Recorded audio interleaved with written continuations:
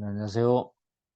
자, 이제 134조를 또 한번 해보겠게요. 이번 시간 이제 운송업자의 에, 관련되는 조항인데 134조 운송물 멸실과 운임에 대한 거 한번 해보죠. 사실 이 운송업자라든지 이 부분은 전부 다 조문 문제로 나오는 거예요. 알겠죠? 조문 문제로 나오는 거니까 조문을 꼼꼼하게 이렇게 잘 보면은 시험장 가면은 여러분 다 기억을 하고 맞출 수가 있어요.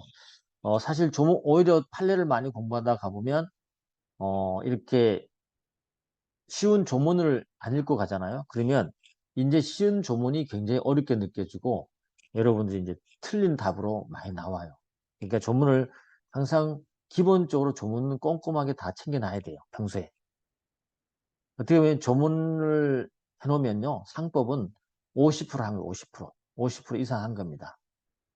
자, 134조 가보시면, 1항 운송물의 전부 또는 일부가 보낸 사람, 송화인이죠. 보낸 사람 송화인의 책임 없는 사유로 인해서 멸실됐다. 이때 운송인은 그 운임을 청구하지 못해요. 운송인은 그 운임을 청구하지 못한다. 누구예요? 송화인이 보낸 사람의 책임이 없는 사유로 멸실됐다는 것은 운송업자 잘못인 거죠. 알겠죠? 아주 당연한 기본적인 내용이에요. 그 다음에 운송인이 이미 그 운임의 전부 또는 일부를 받은 때에는 돌려줘야 되죠. 자기가 잘못했으니까.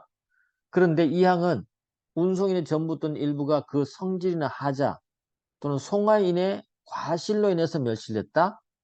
그럴 때는 운송인은요, 운임의 전액을 청구할 수 있어요. 알겠죠? 전액을 청구할 수 있다. 그렇게 알아두시면 되겠습니다.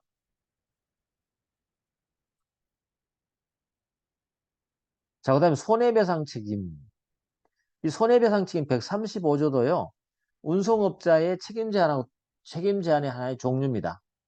그죠? 그래서 이것도 손해배상 책임도 무조건 에, 책임을 지우는 것이 아니고 어떻게 한다고요? 운송인이 또는 자기 또는 운송인이나 사용인이 과실 없이 주의를 게을리하지 않았음을 입증하면 어때요? 운송물의 멸실 훼손 또는 연착하는 손해를 배상 책임을 면제시켜 주는 거예요. 그래서 과실 입증 책임이 있는 거죠. 이 또한 어때요? 운송업자를 보호하는 규정입니다.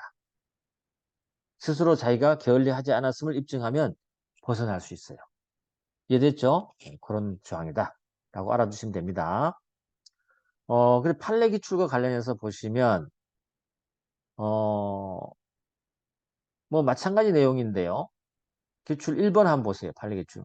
운송물이 훼손된 경우에 운송인에게 화물 운송에 관해 과실이 있다고 추정된다.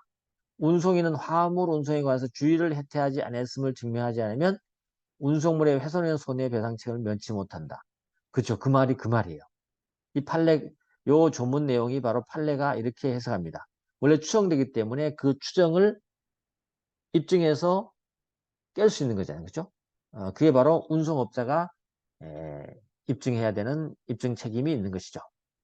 그 다음에 2번 가보시면 물건 운송 계약상 책임하고요. 불법 행위 책임은 서로 요건과 효과가 달라요. 그래서 양 책임은 청구권 경합 관계 있고 송화인은 이 두 가지 중 택일해서 청구할 수 있다. 맞는 말입니다. 됐죠? 그 다음에 3번도 조심해야 돼요. 운송계약상의 채무불이행 책임하고 불법 해결에 대한 손해배상 책임은 병존한 것이고 운송계약상에 만약에 면책특약이 있었다면 일반적으로 원칙적으로는 불법 행위에는 책임에는 면책이 안 되는 건데 명시적 묵시적 합의가 있으면 어때요? 가능하다는 것이 판례 입장이죠. 그죠? 그런 게 없다면 적용되지 않는다. 그 정도 알아두시면 됩니다. 자, 그 다음에 뭐 최근에 나온 뭐 판례라고 하긴 좀 그렇지만 한번 보시면 5번 한번 가보시면 해상 운송에서 해상 강도로 인한 운송물 멸실은요. 운송인의 면책 사유로 인정됩니다. 불가항력으로 봐요. 근데 육상에서 만약에 고속도로상에서 강도를 만났다. 그래서 운송물이 멸실했다. 이거는 불가항력으로 면책 사유로 보지 않습니다. 판례가. 뭐 그 정도 여러분이 판례 특이한 판례로 하나 기억해 두시면 됩니다. 자, 그 다음에 고가물에 대한 책임도 뭐 당연한 거죠. 특히 이제 운송업자에게는 고가물에 대한 굉장히 중요한 건 이것도 운송업자의 책임을 제한시켜 주는 거고, 송화인들에게 어때요? 물건에 대해서 명시하기도록 유도하는 거죠. 하나의 규정이 되겠습니다. 그래서 화폐, 유가증권, 기타 고가물에 대해서는 송화인이 운송을 위탁할 때 그 종료와 가액을 반드시 명시를 해야 되죠. 명시한 경우에 한해서 운송인이 손해를 배상할 책임이 있습니다. 앙금 책임 안 져요. 이제 고가물은 반드시 운송업자에 알려줘야 된다. 그렇지 않으면 운송업자가 책임지지 않는다. 이것도 하나의 운송업자를 보호하는 규정이라고 보시면 되겠습니다. 알겠죠? 어, 그래서 그 판례 기출도 뭐 유사한 겁니다. 상법 136조 고가물 불고지로 인한 면책 규정은 일반적 운송인의 운송계약상의 채무 불이행으로 인한 청구에만 적용되고 불법행위로 손해배상 청구는 적용 없죠. 그죠? 원칙 적용되지 않습니다. 자, 그 다음에 우리가 또 하나 기본적으로 알아야 될 내용이 있는데 손해배상의 액, 그죠? 정액배상주의라고 들어보셨죠? 정액배상주의. 예, 정액배상주의.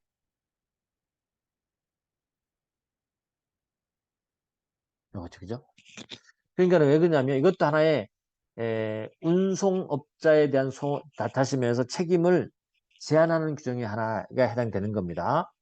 만약에 손해가 났다고 해서 우리 민법상은 어때요? 전액배상이죠. 전액배상이죠. 근데 운송업자는 굉장히 위험한 일을 합니다요. 근데 만약 사고 났다고 해서 그 손해 난 것을 전부 다 배상해 버린다. 그럼 운송업자는 너무 업자에게 너무 과혹하죠.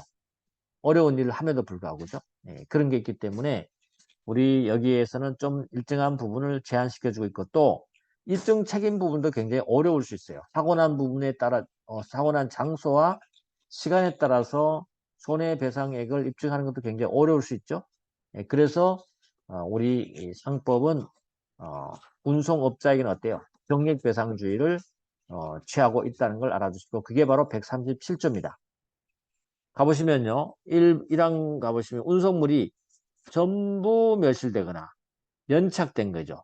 그 말은 무슨 말이에요? 전부 멸실되어 버리거나 됐다는 것은 정상적인 시간에 도착이 안 됐다는 거죠. 멸실된 거는 아예 도착을 못할 것이고 연착된 것은 정시에 도착이 안 됐다는 거죠. 이랬을 때는 손해배상을 어떻게 정하느냐? 시간은요. 인도 한날입니다. 언제 도착할 날이 있었을 거 아니에요. 그죠? 그날의 도착지에 그 물건의 가격이 따릅니다. 어디에? 장소는 어때요? 도착지.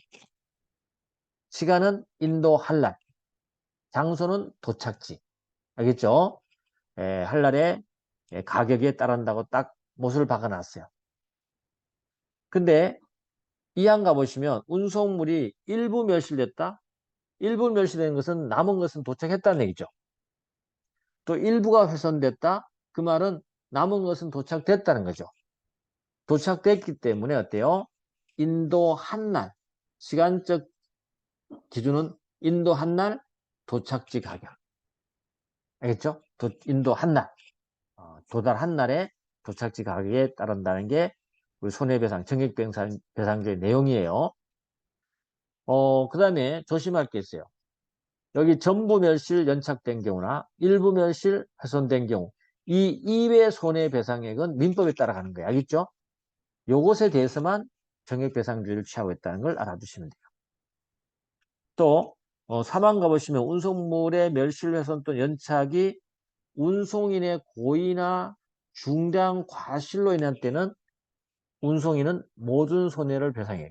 당연한 얘기죠. 그죠? 당연한 얘기고 또 중간에 있죠. 이중으로 이득 받는 부분은 또 빼내야 되겠죠. 그래서 운송물이 멸실 훼손으로 인해서 지급을 요하지 않는 운임 기타 비용이 있을 거 아니에요. 그럼 어때요? 그 손해배상에 사망의 배상에 의해서 빼내야 되겠죠. 빼내면 되는 거죠. 그래서 물건 멸실 훼손으로 인해서 지급을 요하지 않은 운임 기타 비용은 배상에 의해서 공제하면 된다. 그렇게 알아둡니다. 그죠? 자, 그러면 이제 손해배상이 정액배상률이 끝났어요. 그래서 조문 요거 잘 알아두셔야 된다. 넘어갑니다. 그 다음에 이제 순차 운송인의 연대 책임 부상권이다.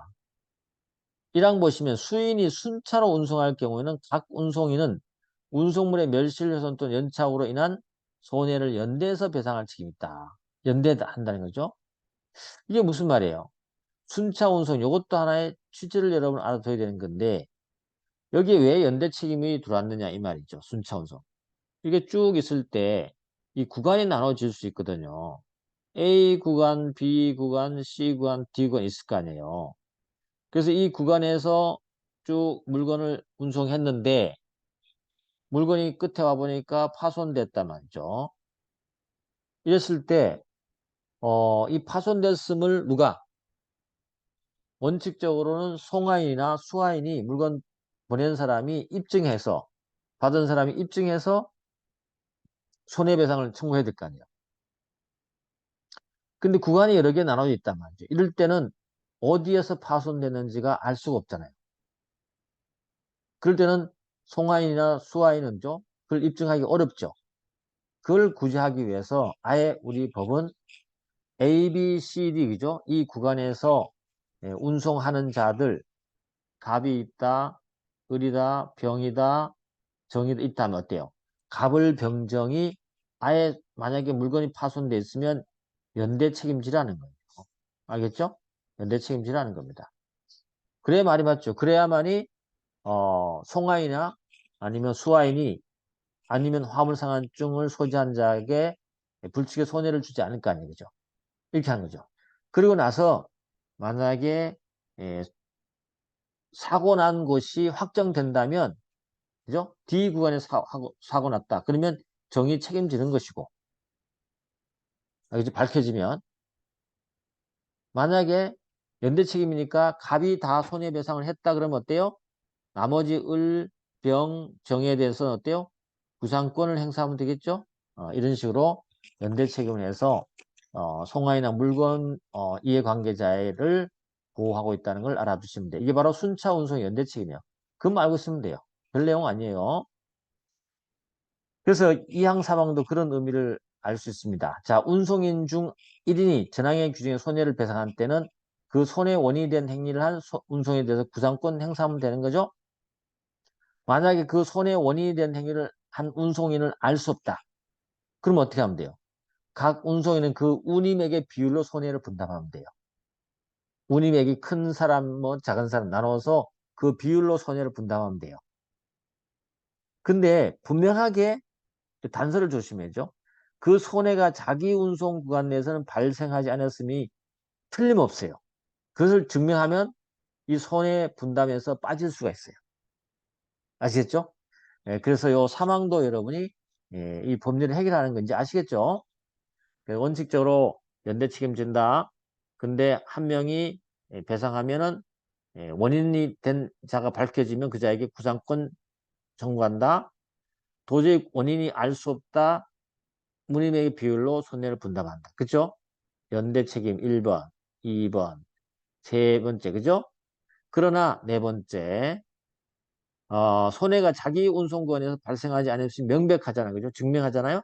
그러면 손해배상 책임 없다. 자기는 빠진다. 그자는 빠진다. 그죠? 이렇게 알아두면 이 조문이 명쾌하게 들어올 겁니다. 됐습니다. 이렇게 하면 되고요. 자, 운송물의 처분 청구권.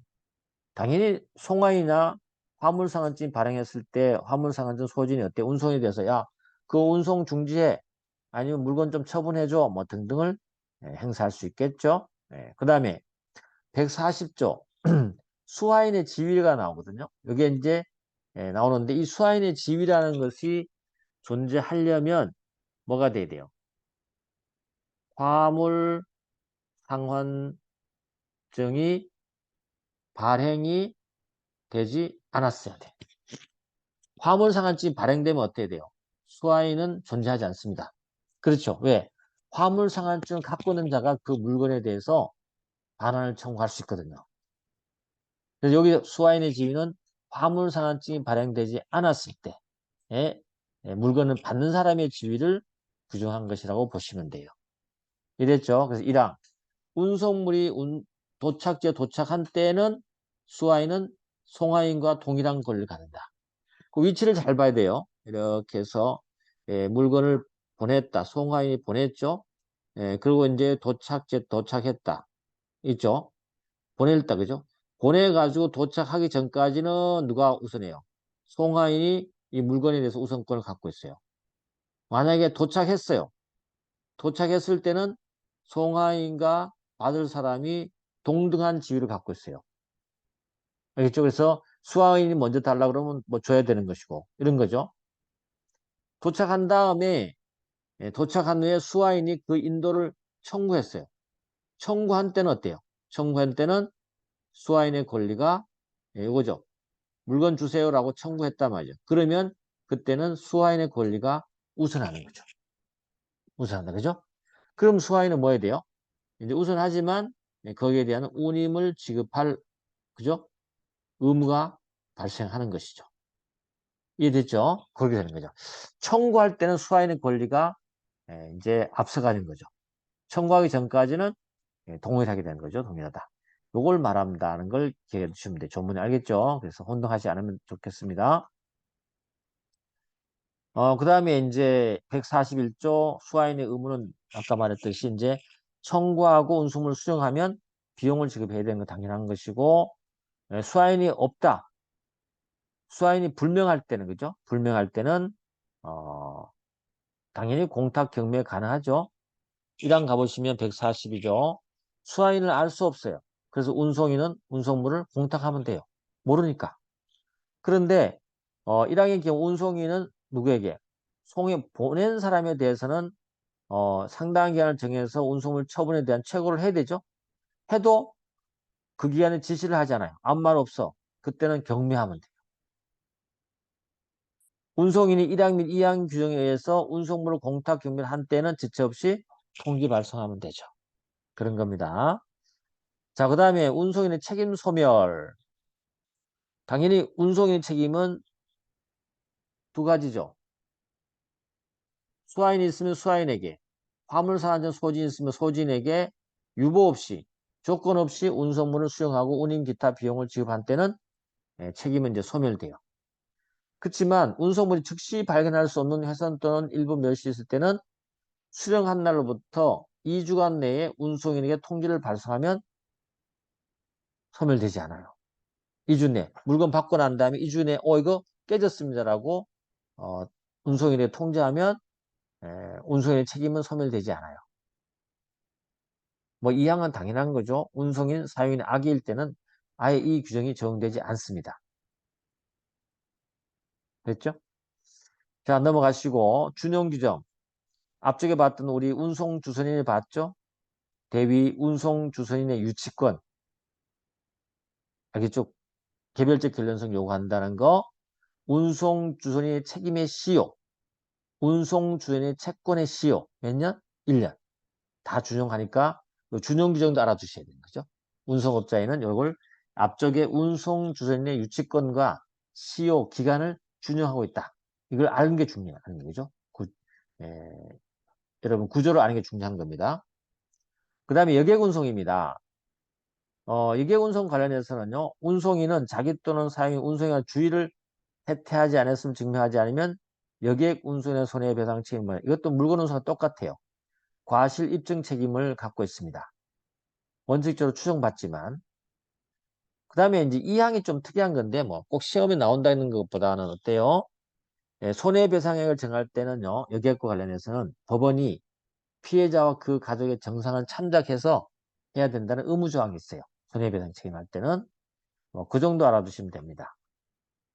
자, 그 다음에 우리가 기본적으로 알아야 될 게 뭐냐면 여기 여객운송에서는 149조, 150조를 아는 게 중요합니다. 여객운송은 당연히 뭐가 문제될까요? 사람 다치는 거뭐 위해서 손해배상하면 되는데 물건이죠.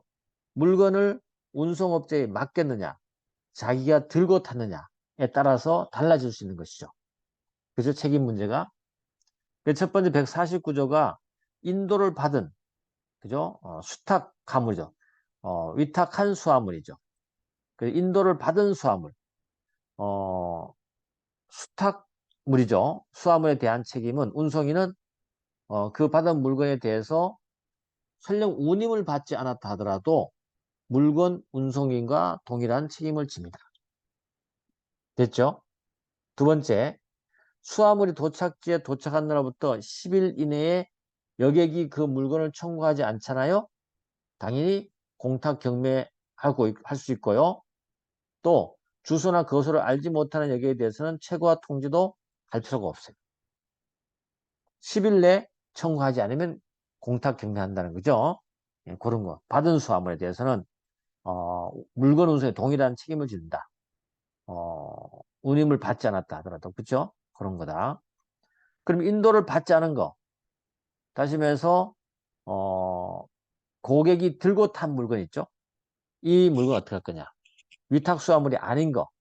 이거에 대해서는 무조건 운송업자가 책임지지 않는 것이 아니고 멸실훼손에 대해서 자기 또는 사용인의 과실이 없으면 배상 책임 없다니까 인도를 받지 않는 물건에 대해서도 어때요? 과실이 있으면 운송업자는 책임져야 돼.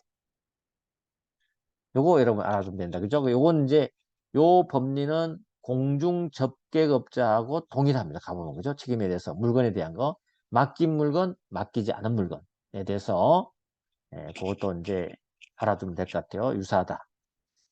됐습니다. 이렇게 해서 우리가 공중접객업 전까지 한번 끝내봤어요. 끝내봤고 다음 시간에는 이제 공중접객업 뭐 창고 뭐 리스업 해서 몇 가지 검토를 또 해보겠습니다. 오늘은 여기까지 하겠습니다. 수고했습니다.